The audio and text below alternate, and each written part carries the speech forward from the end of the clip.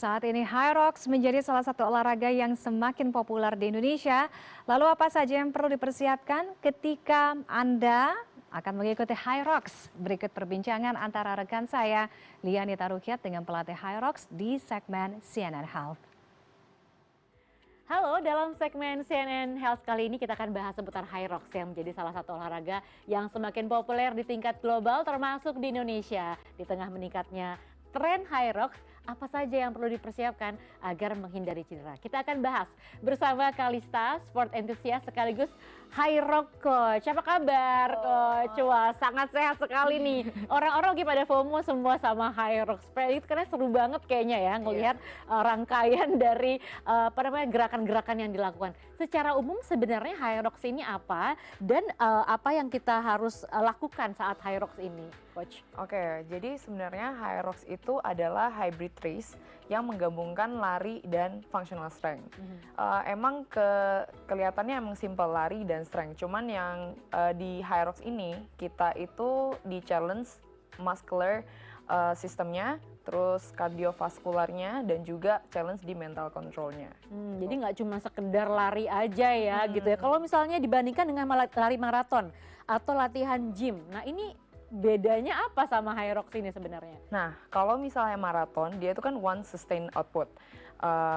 Sedangkan kalau di Hyrox itu repeat performance fatigue. Jadi dia lari, terus station lagi, strength, habis itu lari lagi, habis itu strength lagi gitu. Dan itu mesti sustain sampai 8 station terakhir kan. Gitu. Jadi harus finish strong. Benar. Jadi latihan fisiknya harus seperti apa Coach Kal? Nah, kalau misalnya latihan fisiknya lebih kayak di building base dulu, building base larinya udah pernah lari udah pernah easy run belum, udah untuk building base-nya, udah pernah functional training atau belum, dan udah pernah pacing atau belum gitu. Pacing gabung antara keduanya gitu. Oke. Berapa lama harus mempersiapkan fisik ini untuk mengikuti sebuah perlombaan Hyrox gitu? Oke, kalau misalnya it depends ya. Depends on seorang orang ini itu udah berapa lama latihannya. Kalau misalnya if you never done run and you never done strength before, terus kayak you expect in 6 months bisa langsung Hyrox, kayaknya agak sedikit lebih challenging. Cuman like di Hyrox itu kan kita nggak ada cut off time-nya. Jadi kamu kalau misalnya mau finish 2 atau 3 jam ya also fine juga. Lebih challengingnya kayak kamu bisa nggak survive sampai the end of the session gitu. Dan semakin cepat semakin baik gitu? Iya, sebenarnya nggak juga sih. Kalau misalnya terlalu cepat, jadinya terlalu cepat di awal, jadinya nggak bisa selesai di akhir gitu. Jadi sustain, pace-nya tetap under control sampai station terakhir, sampai bisa finish gitu. Oh, jadi nggak harus secepat-cepatnya mungkin, tapi sustain semuanya. Iya. Jadi biasanya kalau yang Coach Kal tahu selama ini orang-orang misalnya udah ikut nih Hyrox dari yang pertama, yang kedua, yang ketiga, ini biasanya yang sering kesalahan dilakukan pada saat trainingnya atau pada saat perlombaannya itu apa ya? Menurut aku overpace. Jadi mereka itu mostly orang-orang itu kecepatan di awal karena ngikutin ego kan. Oh, karena langsung pengen menang, jadi pengen ini gitu ya. Larinya harus cepet nih di awal nih. Padahal sebenarnya kamu mesti tahan-tahan dulu nih. Soalnya station terakhir kan wobble tuh, berat.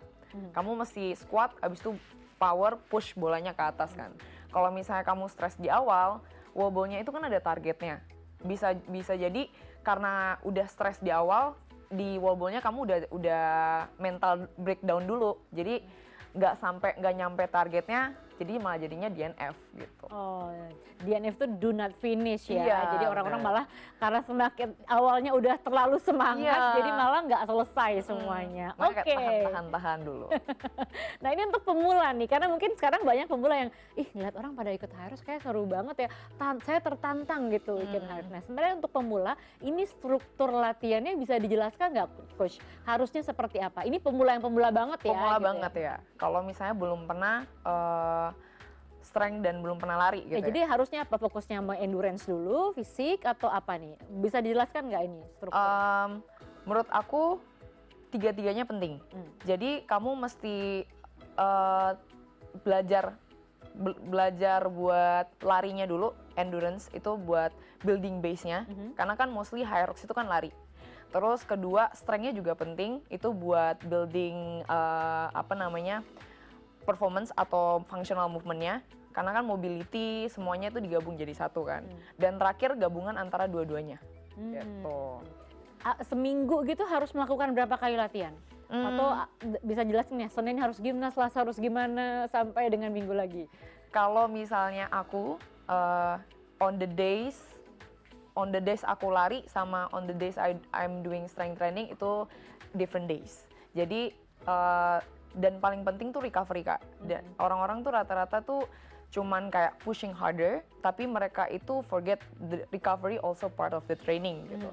Jadi ada hari-hari, mesti ada hari yang kayak kamu bener-bener full buat rest day, biar kamu tuh nggak overtrain gitu. Jadi kan untuk ototnya juga bisa recover lagi gitu. Jadi dalam seminggu ada berapa kali latihan dan berapa kali rest day-nya? Kalau aku kemarin larinya 3 kali, terus 2 kalinya strength. Habis itu sisanya rest day? Sisanya rest. Ya. Aduh, itu kayaknya dari latihannya aja udah berat nih. Aku kira-kira nih dapat penjelasannya nggak? Bisa menjelaskan nggak? Kenapa orang pada suka ikut high rock, suka banget malah gitu ya. Padahal itu kan capek, udah gitu latihannya juga berat gitu kan. Terus keringetan apa segala macam. Apa yang bikin orang senang? Kalau dari yang coach rasain sendiri? Oke, kalau aku tuh lebih kayak seberapa kuat aku bisa sustain dan aku bisa finish strong. Kalau buat aku. Jadi challenge-nya yang bikin nagih. Yang bikin aku nagih. Kalau misalnya buat klien-klien aku yang beginner, mostly mereka itu buat fat loss Kak. Jadi karena latihannya benar-benar under fatigue dan ada cardio dan strength di situ, mereka itu berat badannya lumayan cepet turun. Jadi badannya jadi lebih kering gitu. Oke, tapi kalau misalnya kita ngomongin latihan berat kayak gini, tentu ada faktor resiko cedera. Betul. Ini biasanya apa yang harus diwaspadai dan juga resiko-resiko cedera seperti apa yang biasa terjadi, Coach? Nah, kalau misalnya untuk cedera itu biasanya mostly ya karena orang misalnya belum sering lari, mereka rata-rata pasti di kaki ya. Karena kan itu benar-benar kamu habis lat push, kamu mesti lari lagi gitu. Jadi karena mostly sih shin splint, paling ankle. Kalau misalnya belum pernah lari sama sekali gitu ya. Sama kalau misalnya ada masalah di lower back gitu, lower backnya nggak kuat, kebanyakan hinge movement, jadinya cedera di lower back gitu. Oke, Coach, selanjutnya soal high rocks nih. Sebenarnya apa sih manfaat dari high rock sendiri yang Coach rasain? Manfaat high rocks, how far you can push yourself sih, gitu. How far you can push and how far you can sustain until the end of the station. Dari kerasa di kesehatan juga berasa? Berasa, karena aku tuh sebenarnya punya asma dulu. Oh gitu. Ya, punya asma. Jadi karena aku mulai rajin di lari, karena kan larinya sering ya. Jadi aku endurance-nya jadi lebih baik gitu. Jadi nafasnya jadi nggak berat. Nah, itu dia. Berarti perbaikan di bidang kesehatan juga. Tadi juga ada yang pada fat loss. Jadi banyak banget ya manfaat dari high rocks ini. Oke, terima kasih Coach Kal, High Rocks Coach dan juga sport enthusiast atas insight baru dan menariknya, dan bagi pemirsa CNN Indonesia bisa diterapkan hingga membawa manfaat bagi kesehatan masyarakat. Demikian segmen CNN Health kali ini. Salam sehat.